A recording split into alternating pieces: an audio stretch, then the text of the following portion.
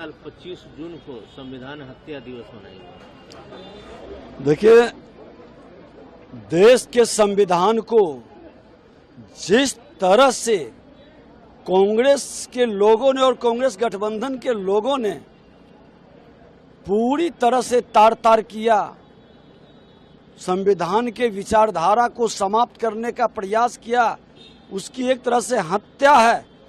और ऐसे मानसिकता के लोग चोर मचाए शोर वाली हाल में संविधान को लेकर के छाती से लगा के घूम रहे थे। जो संविधान का हत्यारा वो संविधान बचाने की बात कर रहे थे, आने वाले पीढ़ी को ये भरमाते हैं। उस पीढ़ी को बार बार याद दिलाना है कि संविधान का हत्यारा कौन, संविधान को तार तार करने वाला कौन, संवैधानिक संस्था का अपमान करने वाला कौन। ये कांग्रेस के लोग कि चेहरे, असली चेहरे को दिखाना आज सबकी जिम्मेवारी है। मुझे इस बात की प्रसन्नता है कि उपचुनाव में छिंदवाड़ा भी हम पिछली बार लोकसभा जीते थे और छिंदवाड़ा के अंदर अमरवाड़ा विधानसभा भी हम उपचुनाव में जीते हैं। ये विश्वास भाजपा का जनता के बीच का रिश्ता बताता है और खास करके जनता जो सरकार पे भरोसा कर रही है, संगठन के साथ भाजपा की आइडियोलॉजी पर भरोसा कर रही है, ये निश्चित रूप से हम यशस्वी प्रधानमंत्री के नेतृत्व में और मजबूत करने की दिशा में आगे बढ़ेंगे। मैं अपनी ओर से अमरवाड़ा की इस जीत पर मध्य प्रदेश की जनता को बधाई देना चाहता हूं, अमरवाड़ा की जनता को बधाई देना चाहूंगा। आज मैं मुंबई में हूं, लेकिन मेरा मन लगा हुआ है कि मैं ऐसा लग रहा है कि अमरवाड़ा की जीत में हमारे कार्यकर्ताओं के साथ, वहां की जनता के साथ उस जश्न में शामिल हूं। मेरी अपनी ओर से एक अच्छी जीत की बहुत बधाई। मीडिया और एंटरटेनमेंट इंडस्ट्री एक बहुत बड़ा रोजगार का साधन है। आज करीब करीब देश में 25 लाख के आसपास रोजगार है मीडिया एंड एंटरटेनमेंट इंडस्ट्री में। ये इंडस्ट्री एक बहुत ही सिग्निफिकेंट स्ट्रक्चरल चेंज के दौर से गुजर रही है और उसमें जो टेक्नोलॉजी का रोल बढ़ रहा है, उस रोल को ध्यान में रखते हुए इस अपॉर्चुनिटी को, स्ट्रक्चरल चेंज के समय में जो अपॉर्चुनिटी क्रिएट हुई है, उस अपॉर्चुनिटी को कैसे हार्नेस किया जाए, कैसे उसका लाभ उठाया जाए और ज़्यादा से ज़्यादा रोजगार क्रिएट किया जाए, इस भावना को लेके complete media and entertainment industry में टेक्नोलॉजी के उपयोग से इस इंडस्ट्री को बढ़ावा देना और रोजगार ज़्यादा उत्पन्न करना, इस भावना के साथ वेव्स की एक कल्पना की गई है। ये ग्लोबल समिट जो इंटरनेशनल फिल्म फेस्टिवल होता है गोवा में, उसके साथ ही किया जाएगा। मेरे साथ ऑनरेबल चीफ मिनिस्टर गोवा हैं। इफ़ी और वेव्स मिलके एक तरीके से मीडिया एंड एंटरटेनमेंट इंडस्ट्री को बढ़ाने के लिए, ग्रो करने के लिए, एम्प्लॉयमेंट बढ़ाने के लिए एक बड़ा साधन बनेगा। इफ़ी एक तरीके से आउटपुट है और वेव्स उसमें इनपुट है। टेक्नोलॉजी और आज के जो लेटेस्ट टूल्स हैं और लेटेस्ट टैलेंट है, उस सब के लिए। अमरनाथ यात्रा में 5 से 6 लाख यात्री हर वर्ष जाते हैं और इस बार पहले ही 15 दिन में 2.5 लाख के से अधिक वहाँ श्रद्धालु ने दर्शन लिया है। और कल मैं भी उसकी समीक्षा करने गया था राज्य सरकार के अधिकारियों के साथ। तो वहाँ बहुत ही चौक व्यवस्था है हेल्थ के बारे में और कई नए कदम राज्य सरकार ने उठाए हैं, यूटी सरकार ने, और बड़े सुसज्ज हॉस्पिटल्स वहाँ पर बनाए गए हैं, जो कि पहले कैंप से, जो कि पहलगाम में जब आते हैं, नूनवन के ऊपर यहाँ पहला कैंप है, वहाँ पर भी बड़ा सुसज्ज है। और फिर आगे चंदनवाड़ी के अंदर तो 100 बेडेड बेस कैंप हॉस्पिटल है, बालतल में है और आगे भी हर जगह हॉस्पिटल है।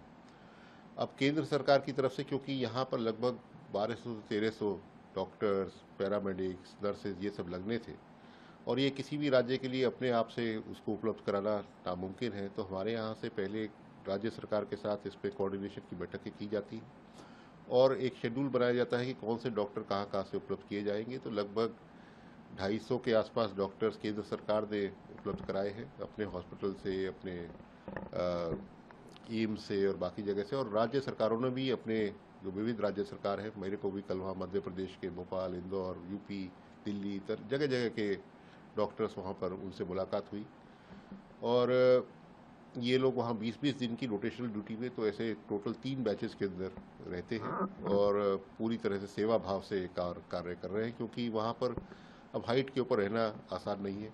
12,000-13,000 फुट की ऊंचाई पे रात पे रहना 20-20 दिन के लिए, पर वो बड़े सेवा भाव से वहाँ पर काम कर रहे हैं और काफ़ी उसमें उन्हें आनंद भी था कि हम जो है सबके साथ मिलके सब यात्रियों का काम कर रहे हैं। और ओपीडी मैंने देखा कि बहुत अधिक ओपीडी, दिन में लगभग 1,000-2,000 इस तरह की ओपीडी वहाँ पर काफ़ी पेशेंट्स आते हैं। जैसे मानसून आप लोग डील कर रहे हैं, यहाँ पर जो हाई एल्टीट्यूड पे सबसे ज़्यादा जो प्रॉब्लम आती है वो है ऑक्सीजन की, क्योंकि जो है यहाँ पर एक पॉइंट के बियॉन्ड वेजिटेशन ख़त्म हो जाता है और उसके बाद ऑक्सीजन की कमतरता और ज़्यादा है। और जो जाते हैं श्रद्धालु वो भी अधिक उम्र के रहते हैं, इनकी फिजिकल फिटनेस भी उतनी नहीं रहती और उनको शायद आइडिया नहीं रहता कि हाई एल्टीट्यूड पे किस तरह के चैलेंजेस आएंगे। तो ऑक्सीजन की बहुत अच्छी व्यवस्था करी गई है। और एक वहाँ एक जो नया प्रयोग किया गया है राज्य सरकार की तरफ से, वो है पिट्ठू एम्बुलेंस, जो कि मेरे को बड़ा यूनिक लगा कि एक जो है घोड़े पिट्ठू के ऊपर ऑक्सीजन सिलेंडर्स उन्होंने रखे और साथ में एक पैरामेडिक वो आगे पीछे घूमता रहता है। 8 ऐसे पिट्ठू उन्होंने बालतल की तरफ से लगाए हैं और 8 पहलगाम की तरफ से। और रास्ते में अगर उन्हें कोई दिखता है कि कोई या श्रद्धालु ऐसे बैठ गया है या उसको सांस लेने में दिक्कत आ रही, तो वहीं की वहीं उसे ऑक्सीजन लगा के उसका उपचार किया जाता है। और अगर और उसे दिक्कत होती है तो उसको फिर साथ में एक और पिट्ठू पे ले जाके फिर आगे, क्योंकि हर 1.5 किलोमीटर में 2 किलोमीटर में ऐसे पॉइंट भी बने हुए हैं जहाँ पर ऑक्सीजन उपलब्ध है और वहाँ डॉक्टर भी उपलब्ध है, तो वहाँ पर ले जाके फिर उनका उपचार कराया जाता है। बाकी तो जो है हॉस्पिटल मैंने बेस वहाँ पर भी जो देखा, जो बिल्कुल 13,000-13,500 फुट पे जहाँ अमरनाथ केव है, वहाँ पर भी जो हॉस्पिटल था पूरी तरह से सुसज्ज था। उसमें पोर्टेबल एक्सरे से लेकर ईसीजी से लेकर डिफिब्रिलेटर से लेकर हर तरह की व्यवस्था थी। कार्डियक सर्जन, एनेस्थीसिया, ऑर्थोपेडिक्स, हर तरह के स्पेशलिस्ट वहाँ पर उपलब्ध थे। तो और पावर के लिए भी वहाँ पर जो है हमारे जो बैकअप पूरे सिस्टम्स थे, जनरेटर थे, तो किसी भी तरह की वहाँ पर अड़चन आने का उम्मीद नहीं। राजनारायण सिंह जी के द्वारा एक हाई कोर्ट में रीट पड़ी, उनको चुनाव हरवा दिया गया था। इंदिरा जी चुनाव हार गई थी, तो राजनारायण जी की तरफ से एक रीट पड़ी। हाई कोर्ट ने फैसला दिया कि 6 साल तक स्वर्गीय इंदिरा गांधी को चुनाव लड़ने पर रोक लगा दी गई और राजनाथ जी को फैसला हुआ कि ये चुनाव जीते हुए हैं। तो उस फैसले के खिलाफ इंदिरा गांधी जी चली गई सुप्रीम कोर्ट। तो सुप्रीम कोर्ट से राहत सिर्फ इतनी मिली कि वो प्रधानमंत्री बनी रहेंगी और विचार इस पे होगा। उसी के जस्ट बाद 1-2 दिन के बाद 25 जून को जो घटना घटी, तो 25 जून को पूरे देश में इमरजेंसी लगाई गई उसी मामले को लेकर, और लाखों लोगों को संविधान से हट करके और जेल में डाल दिया गया। तो जहां संविधान की अवहेलना करके और लाखों लोगों को जेल में डाला गया हो, तो वो तो संविधान की हत्या हुई ना। ऐसी परिस्थिति में जो निर्णय माननीय अमित शाह जी ने लिया है संविधान हत्या दिवस 25 जून को मनाने का, उनका फैसला सही है। तरह से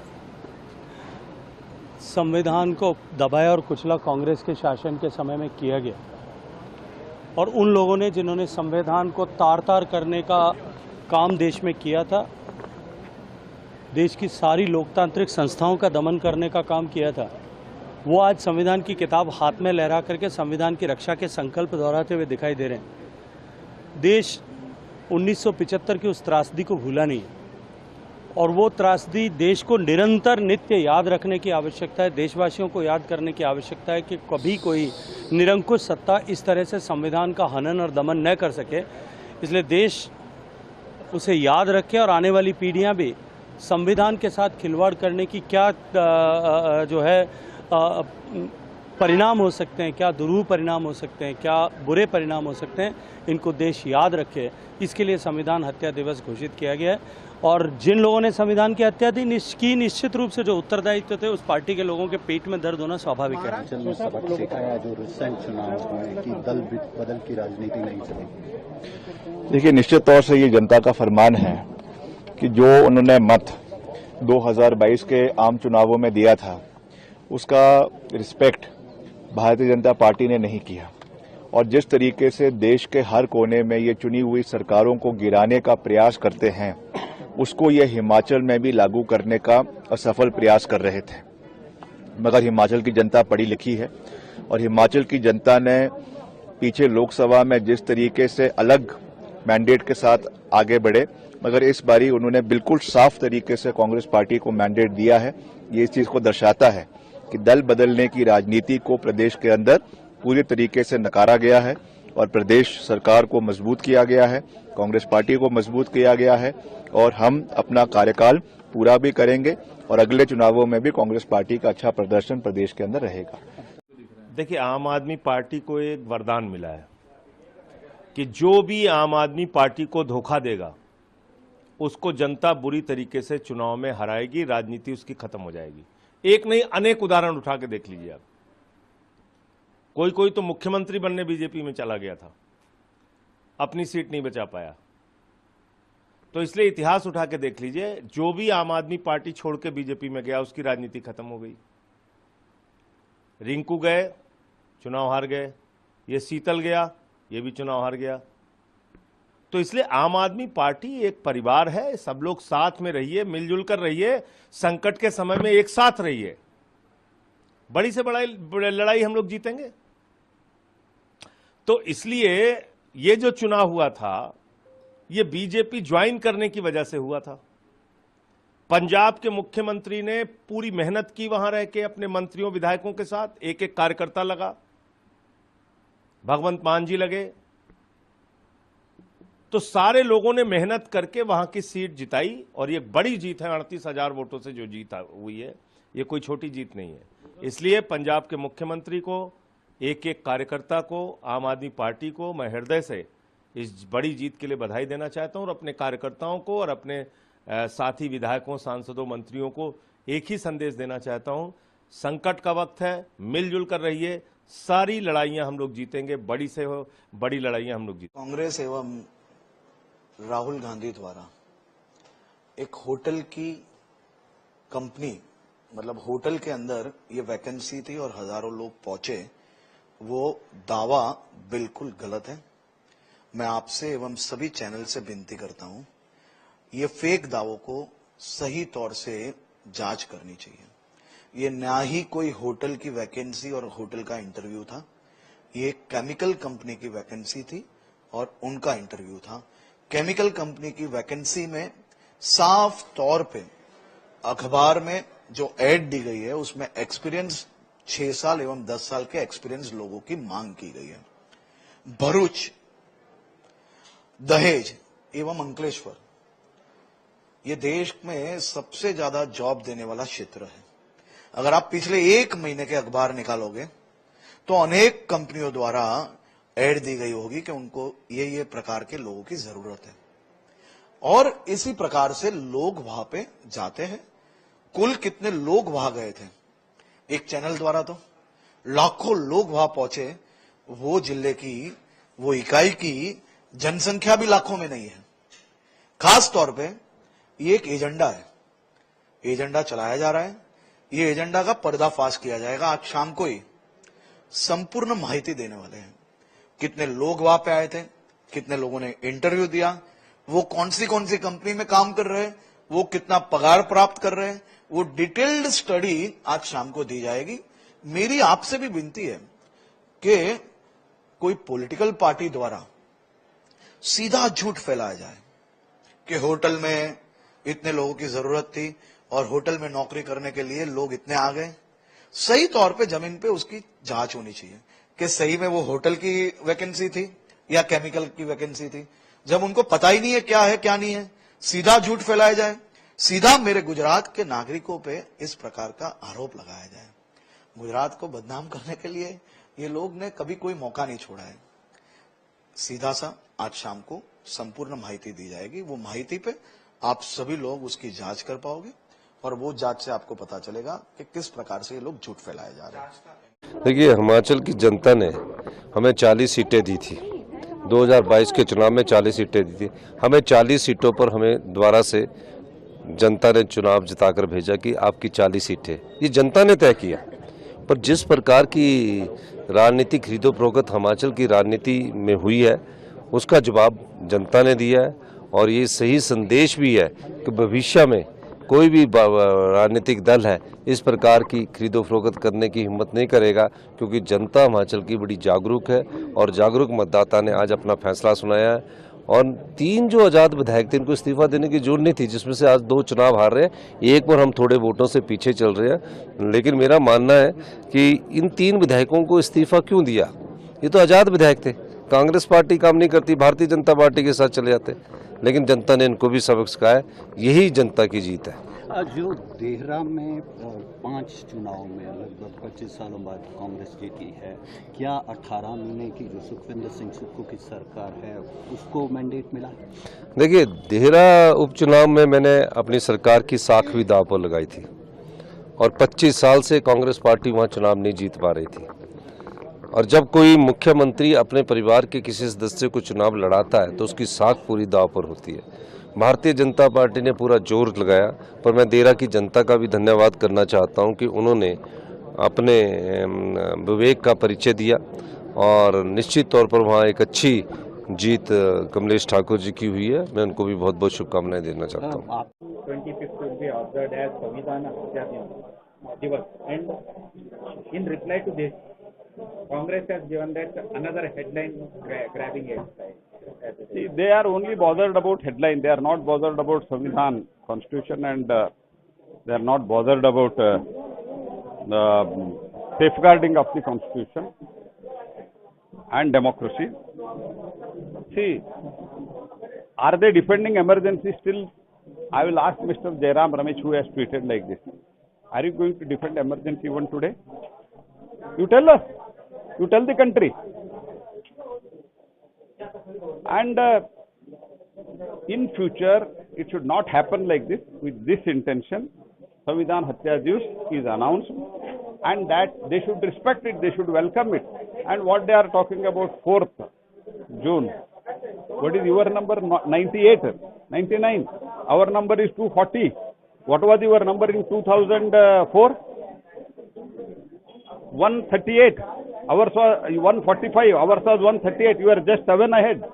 Still you formed the government and ran it for 5 years, and today you are talking 37% vote and 240 seats.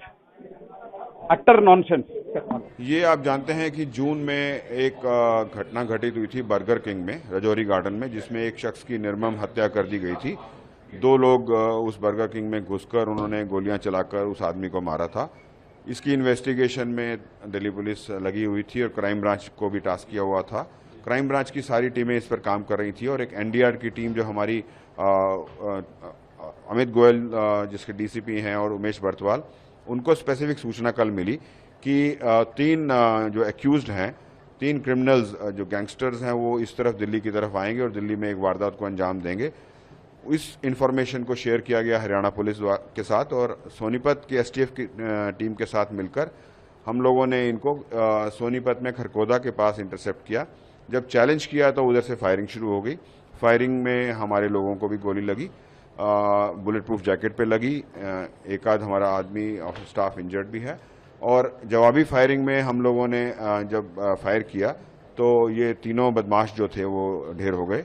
ये तीनों आशीष लालू, विक्की और सनी गुजर हैं। इन पे पहले बहुत सारे मुकदमे हैं और काफ़ी केसेस में ये वांटेड चल रहे थे। सर, कितने राउंड फायरिंग हुई? क्या पुलिस वालों पे कोई इंजर्ड हुआ था? अभी ये सारी हम कार्रवाई कर रहे हैं। एक सेल्टोस कार भी मिली है, उधर से 21 खाली खोल अभी अब तक मौके पर मिल चुके हैं। जिंदा कारतूस मिले हैं, 5 पिस्टल मिली हैं। दोबारा से सर्च की जा रही है मौके की। तो ये सारी की सारी चीज़ें जो हैं वो फाइनली आपको बता दी जाएंगी। इन्होंने सोशल मीडिया पे भी लगातार वो किया था। अन्नू जो है, एक लेडी जो है, वो भी इसमें फरार चढ़ा, उसके बारे में कोई अभी तक जानकारी? जो लेडी इसमें इन्वॉल्व थी उसकी भी हम तलाश कर रहे हैं और हमें उम्मीद है जल्दी उसको भी हम लोग गिरफ्त में ले लेंगे और बाकी जो सोशल मीडिया की बात है उसकी वेरिफिकेशन होने जा रहा है। हम सब जानते हैं कि सुशासन की पहली शर्त है विधि का शासन। न्याय संगत व्यवस्था हर व्यक्ति को प्रिय है और न्याय समय पे हो, समयबद्ध तरीके से हो, इसके लिए उस फील्ड के ज्ञाता, उस फील्ड के विशेषज्ञ उतने ही महत्वपूर्ण होते हैं। विधि के शासन के लिए ही आज भारत जाना जा रहा है। परसेप्शन बदलने में, आम जन की धारणा को बदलने के लिए, देश और दुनिया की धारणा को बदलने के लिए यह अत्यंत बड़ी भूमिका का निर्वहन करता है। इस अवसर पर जिन विद्यार्थियों को आज उनकी डिग्रियां अवार्ड की गई हैं और विगत 8 वर्ष के उपरांत दीक्षांत समारोह यहां पर हो रहा है, मैं इन सभी विद्यार्थियों को हृदय से बधाई देता हूं, उनके अभिभावकों का अभिनंदन करता हूं और विश्वविद्यालय परिवार की इस बात के लिए सराहना करता हूं कि उन्होंने देर से ही सही लेकिन इन सभी विद्यार्थियों के हित को ध्यान में रख करके आज यहां पर तृतीय दीक्षांत समारोह का आयोजन किया है। देखिए, सबसे पहले तो मैं धन्यवाद करना चाहूँगा जलंधर वेस्ट के लोगों का, जिन्होंने बहुत बड़े मार्जिन पे आम आदमी पार्टी को जिताया है। आम आदमी पार्टी की जो नीतियां हैं उस पर भरोसा प्रकट किया है। तो उनका मैं तो बहुत दिल से आभारी हूँ। और साथ में आपने जो बात करी है कि ये लोग जो जिताया है आम आदमी पार्टी को, ये देखिए लोगों ने तो पहले भी 2022 में भी आम आदमी पार्टी को जिता दिया था और लोग बहुत खुश थे कि आम आदमी पार्टी का विधायक जलंधर वेस्ट से बना है और आम आदमी पार्टी की सरकार बनी है। लोगों की उम्मीदें बहुत थी, वो अच्छा काम करेगा, सही काम करेगा, लेकिन वो विधायक ने लोगों के साथ भी बहुत बुरा किया और पार्टी के साथ भी बहुत बुरा किया। ऐसे नहीं होता कि एक पार्टी और लोग दोनों ने आपके फेवर में काम किया हो, दोनों आपके लिए, और आप अपने पर्सनल इंटरेस्ट के लिए पार्टी को छोड़कर भाग जाओ। सो लोगों ने इसका बहुत बुरा माना और ये भी एक कारण रहा है इस जीत का। और साथ में लोग तो पहले भी आम आदमी पार्टी के साथ थे, पहले भी 2022 में भी आम आदमी पार्टी के साथ थे और अब भी आम आदमी पार्टी के साथ हैं। सरकार लोगों को भ्रमित करना चाहती है। सरकार जो और प्रश्न है देश में उसके ऊपर से ध्यान हटाना चाहती है। आपातकाल को हो गया 50 साल, एक जनरेशन खत्म हो गई। और यही लोग हैं, ये लोगों ने हमेशा इस देश में संविधान को माना ही नहीं। ये लोगों का देश के स्वतंत्रता संग्राम में कोई योगदान नहीं और ये लोग संविधान की हत्या, संविधान वगैरह वगैरह वगैरह वगैरह बोल रहे हैं। इमरजेंसी हमने देखी है, हम उस वक्त कॉलेज में थे। जिस तरह से इस देश में कुछ नेता अराजकता फैलाना चाहते थे वो बहुत गंभीर बात है। राष्ट्रीय सुरक्षा का मुद्दा था। रामलीला मैदान से खुलेआम बड़े बड़े नेता यह आह्वान कर रहे थे आर्मी को कि प्रधानमंत्री या सरकार का आदेश का पालन मत करिए। ऐसा कभी होता है क्या? सरकार को, आर्मी को आप भड़का रहे हो कि आदेश का पालन मत करो। पुलिस फोर्स को भड़काया जा रहा था कि सरकारी आदेश का पालन मत करो। उसे क्या कहते हैं आप? ऐसे में अगर अटल बिहारी वाजपेयी प्रधानमंत्री होते तो भी वो आपातकाल लगा देते। 10 साल मोदी जी का सरकार है, दर दिन आपातकाल की स्थिति है, दर दिन। कभी मोदी जी के पुलिस आएगी, कभी ईडी आएगी, कभी सीबीआई आएगी, किसी को पकड़ कर लेके जाएगी, कोई बोल नहीं सकता है। आपातकाल यही है। और ये लोग क्या बोल रहे हैं? आरएसएस का तो खुला समर्थन था।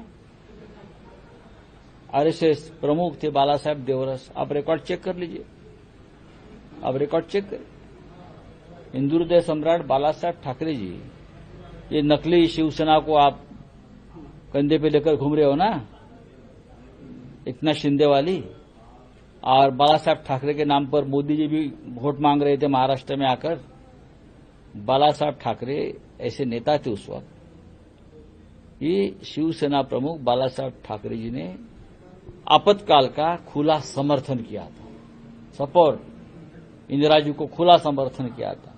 मुंबई में इंदिरा जी का स्वागत किया था, आपातकाल का समर्थन किया था। इसलिए कि देश में जो अराजकता फैल गई है उसे नियंत्रण करने के लिए आपातकाल की जरूरत थी उस वक्त। तो उसमें गलत क्या है? आप संविधान हत्या दिन मना रहे हो तो दर दिन मनाना पड़ेगा। 10 साल में जो हुआ है ना आपके कार्यकाल में, आप कौन से संविधान के रखवालदार हो, चौकीदार हो? छोड़ दीजिए। इनके पास कोई काम बचा नहीं है। 50 साल हो गए इमरजेंसी को, लोग भूल चुके हैं।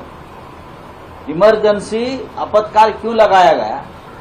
इस देश में कुछ लोग अराजकता फैलाना चाहते थे। रामलीला मैदान से खुला ऐलान हुआ था हमारे जवानों को, आर्मी को, कि सरकार के आदेशों का पालन मत करिए। पुलिस फोर्स को भड़काया जा रहा था कि सरकारी आदेश का पालन मत करो, उसे अराजकता कहते हैं। तो ऐसे में अगर अटल बिहारी वाजपेयी प्रधानमंत्री होते तो भी आपातकाल लगाते। ये देश की सुरक्षा का मामला था। कुछ लोग देश में बम बना रहे थे और जगह जगह पर बम विस्फोट कर रहे थे, ये सभी को मालूम है। और मैं आपको बताना चाहता हूं, अमित शाह को आपातकाल क्या है पता नहीं, उस वक्त वो कितने साल के थे मुझे पता नहीं। जिस बाला साहब ठाकरे के आज वो गुणगान गा रहे हैं ना, वो नकली शिवसेना के साथ, हिंदू हृदय सम्राट शिवसेना प्रमुख बाला साहब ठाकरे ने उस वक्त इमरजेंसी को खुला समर्थन दिया था। खुला समर्थन, इंदिरा गांधी को खुला समर्थन दिया था। मुंबई में स्वागत किया था उस वक्त। आरएसएस ने भी समर्थन किया था। लेकिन उसके बाद जनता पार्टी की सरकार आई, उनको नहीं लगा कि संविधान की हत्या हो गई। अटल बिहारी वाजपेयी की सरकार आ गई, उनको नहीं लगा कि संविधान की हत्या हो गई।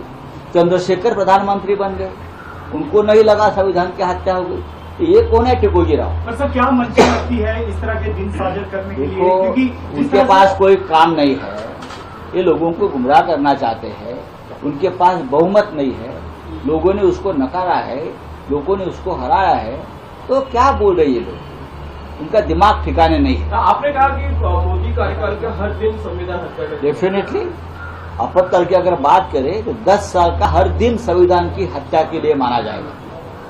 ऐसा एक दिन भी नहीं जहां लोकतंत्र की रक्षा हुई। जिस तरह से कानून, सेंट्रल एजेंसी, भ्रष्टाचार, अराजकता इस देश में बढ़ गई है, तो दर दिन संविधान की हत्या ही है ना। नरेंद्र मोदी और उनके सरकार को इसलिए बहुमत नहीं मिला कि ये लोग संविधान बदलना चाहते थे, संविधान की हत्या करना चाहते थे। इसलिए देश के लोगों ने उनको बहुमत नहीं दिया है, ये समझ लीजिए। यहाँ पर क्लियरेंस जो साइट का हो रहा था उस पर लीड कर रहे थे, अभी क्या स्थिति है यहाँ पर? और कल कितनी चुनौती आई इन पत्थरों को हटाने में? अभी भी कुछ लोग कह रहे हैं कि अभी भी जो पत्थर है वो ऊपर से नीचे छोटे छोटे गिर रहे हैं। ये जो हमारे लिए बिहारों के लिए बहुत काफ़ी चुनौतियाँ थी, जो कि अचानक हमारे पास जो है काम लगा रहे थे, एक मशीन हमारा नीचे दब गया था। कुछ ऐसे पत्थर आ रहे हैं जो कि शूटिंग स्टोन थे, जो हम लोगों को काफ़ी नुकसान हुआ था। फिर बाद में हम लोग उसको रिस्टोर कर लिए। अभी हम यात्रा के लिए पूरा सुचारू कर दिए हैं। अभी हैवी व्हीकल्स जो है अलाउड नहीं है, कई जगह फिसलन भी देखने को नहीं। हैवी व्हीकल इसलिए रोका गया है क्योंकि छोटी गाड़ियां बहुत हैं, इनको ही क्रॉस किया जा रहा है। बाद में हैवी व्हीकल भी निकाला जाएगा। अभी इसको पूरी तरीके से ठीक होने में कितना दिन लग जाएगा? नहीं, देखिए अब ऐसा है, अब कुछ पत्थर आते रहते हैं तो इसको ठीक करने में थोड़ा टाइम लगेगा। थोड़ा क्या 1-2 दिन में सुचारू सही ढंग से कर दिया जाए, बड़ी गाड़ियों के लिए भी सुचारू हो जाएगा, छोटी गाड़ी चलती रहेंगी। बीआरओ के लिए कितनी बड़ी चुनौती आई सर? 4 दिन तक यात्रा रही, इतने ज्यादा यात्रियों को इंतजार करना पड़ा, आप लोगों के लिए कैसी चुनौती थी और आपने कैसे क्लियर किया? क्या मोटिवेशन था? देखिए हम लोग बीआरओ वाले तो ये इसी के लिए बने हुए हैं कि हम लोग को जो है चुनौती तो झेलते रहते हैं। काफ़ी चुनौतियां आई, फिर हम लोग उसको रात दिन लगा कर कंटिन्यू हम काम किए हुए हैं। हमारा बीआरओ का टीम सभी लगे हुए थे, जिसमें इसको हम सक्सेसफुल कर पाए हैं। कितने बीआरओ के टीम मेंबर्स यहाँ पर लगे थे, कितनी टीमें लगी हुई थी और कुल मिलाकर कितने लोग काम कर रहे थे, कितनी मशीनें टोटल यहाँ पर डिप्लॉय? हमारे पास मशीनें कम से कम मैक्सिमम जगह जगह से मंगा लिए थे। 7 एक्सक्यूवेटर थे, राग डीलर थे, काफ़ी हम मशीनें जैसे भी 6 लगा दिए थे, काफ़ी मशीनें लगा दिए, जितना हमें ज़रूरत था उतना हम लगा दिए थे। एक आते थे, दूसरा लगा देते थे, इसी टाइप से हम लोग काम करके सुचारू कर दिए यात्रा। और बीआरओ की कितनी टीमें यहाँ पर लगी थी, कुल मिलाकर कितने लोग यहाँ पर काम? बीआरओ की टीम हमारे 50 टीम थे। हाँ। और कुल कितने लोग यहाँ पर काम कर रहे थे? 50 टीमें हमारा काम कर रहे थे, जो कि हमारे कंट्रैक्टर भी काफ़ी सहयोग किए। चारों तरफ से हमारे जो जैसा जरूरत पड़ा वैसे हमें मशीनें मंगाते गए हैं। देखिए, जिस तरीके से इंदिरा गांधी जी ने, हमारे जो पूर्व प्रधानमंत्री रहे, उन्होंने उस दिन इमरजेंसी लागू किया था पूरे देश के ऊपर, और बहुत लोगों के ऊपर, हजारों लोगों के ऊपर यातनाएं उस समय करी गई। बहुत लोगों को अरेस्ट किया गया, जेल के अंदर मीसा जैसे एक्ट लगाए गए, जेल के अंदर उनके ऊपर अत्याचार हुआ। तो इस तरीके से एक ऐसा वातावरण उस समय तैयार किया गया था कि जिसमें डेमोक्रेसी की मर्डर हो गई थी। और आज उनके ही जो डिसेंडेंट हैं, वो संविधान ऐसे ऐसे करके, जैसे कोई फिल्म स्टार जाता है हाथ लहराते हुए, ऐसे संविधान को लहराते हुए सब जा रहे हैं, शपथ ले रहे हैं, जबकि संविधान की हत्या उनके द्वारा हुई है और बार बार हुई है। एक बार नहीं, बार बार हुई है। यहाँ तक के संविधान के जो मूल आत्मा है उसके साथ भी छेड़छाड़ हुआ है इनके द्वारा। तो मुझे लगता है कि जिन लोगों के ऊपर यातनाएं हुई थी, आज उनको सम्मान मिला। उनके आत्माओं को, आज बहुत लोग दिवंगत हो गए हैं, वो तो नहीं रहे जिनके ऊपर मीसा लगी थी, अत्याचार हुआ था। तो वो लोग के ऊपर एक सम्मान है कि इस दिन को संविधान हत्या दिवस के रूप से मनाया जाएगा, और आने वाली पीढ़ियां उनको याद रखेगी कि ऐसी संविधान की हत्या हुई थी और इन लोगों के हाथ में कभी सत्ता चली गई, निरंकुश क्षमता आ गई, तो ये फिर से ऐसे कर सकते हैं। संविधान हमारे देश के लिए एक बहुत पवित्र ग्रंथ है, जिसमें सबको एक नियम कानून के तहत रहने, व्यवहार करने और समाज, मनुष्य, जीव जंतु सबसे जुड़ा हुआ अनुच्छेद है, धाराएं हैं, और उसी के अनुसार हमारा देश चलता है। तो मैं मानता हूं कि उस संविधान को 25 जून 1975 को कांग्रेस के शासन में उस संविधान को दरकिनार कर दिया गया, आपातकाल घोषित कर दिया गया। और आपातकाल घोषित करने का मतलब था कि संविधान की सारी धाराएं समाप्त, संविधान में जो आपको अधिकार प्राप्त है समाप्त, संविधान में जो आपको मौलिक अधिकार प्राप्त है समाप्त हो गया, जो आपको देश के संबंधित कोई विषय रखने की आजादी हो समाप्त, और जो ऐसा बोलता था उसको जेल के अंदर बंद कर दिया गया। ये 25 जून 1975 को हुआ, तब कांग्रेस का देश पे शासन था, इंदिरा गांधी देश की प्रधानमंत्री थी, और जो लोग इसके खिलाफ बोले या तो मार डाले गए जान से, या नहीं तो जेलों में बंद कर दिए गए। बड़े बड़े पार्टियों के नेता, कोई भी, किसी को आजादी नहीं थी कि कोई बोल सके। बड़े बड़े सारे नेता जो विपक्ष के थे कांग्रेस के सामने, सबको जेलों में बंद कर दिया गया। जहां जो मिला मारा गया, पीटा गया, यातनाएं दी गईं। तो संविधान की तो हत्या हो गई। अब अगर उस दिवस को 25 जून को आज की भारत सरकार ने संविधान हत्या दिवस मनाने का निर्णय लिया है, तो मैं समझता हूं इस देश का लोग आज बहुत धन्यवाद दे रहा होगा, क्योंकि संविधान को आगे कोई इस प्रकार से उसका मर्डर न कर सके, संविधान का, लोगों के अधिकार का, लोगों के हक का। इसलिए उस दिवस को याद रखना है, ताकि आने वाले दिनों में हम आज जो संविधान की चर्चा हो रही है उसके अनुसार चल सकें, समाज को सुरक्षित रख सकें।